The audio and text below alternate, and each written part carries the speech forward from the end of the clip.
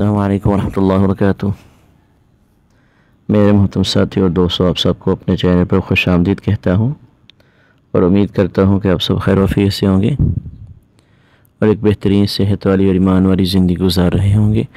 आज हम इंशाअल्लाह ताला एक ऐसी दुआ सीखेंगे जिसको सीखना चाहिए और सीखने के बाद उसको ज़्यादा से ज़्यादा अल्लाह ताला से मांगना चाहिए। ये सही हदीस से साबित है कि जिसमें अल्लाह से अल्लाह की मोहब्बत का सवाल किया जाता है। ये दुआ अल्लाह ताला का क़ुर्ब, अल्लाह ताला की मोहब्बत हासिल करने के लिए है। तो इसको अभी हम पढ़ते हैं।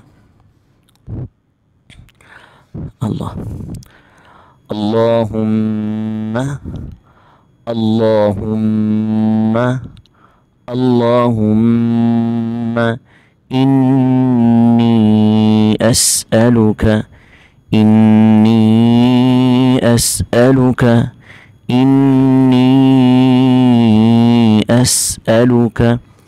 हुब्बक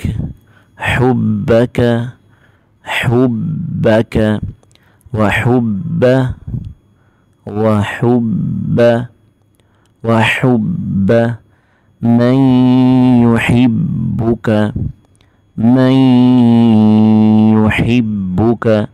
मन युहिब्बुक वल्अमल الذي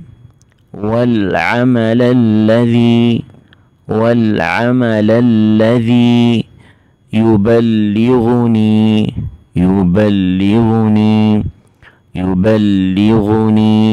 حبك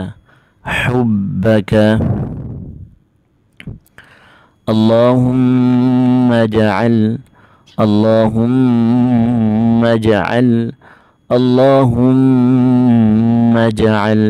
حبك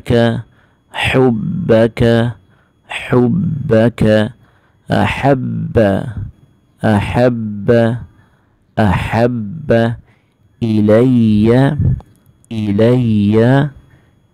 إلي من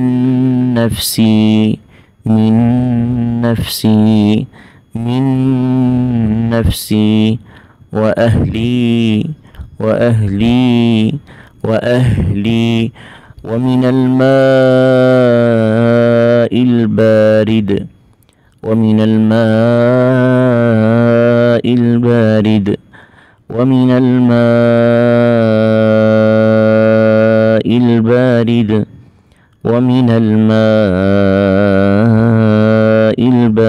इसे हम एक मरतबा दोहरा लेते हैं।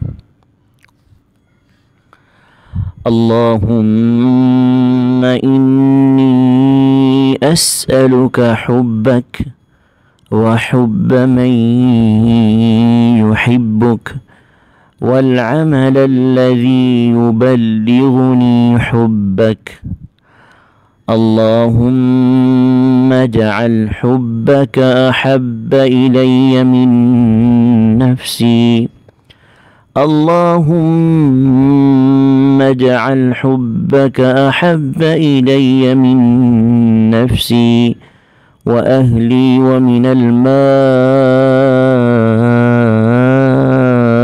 البارد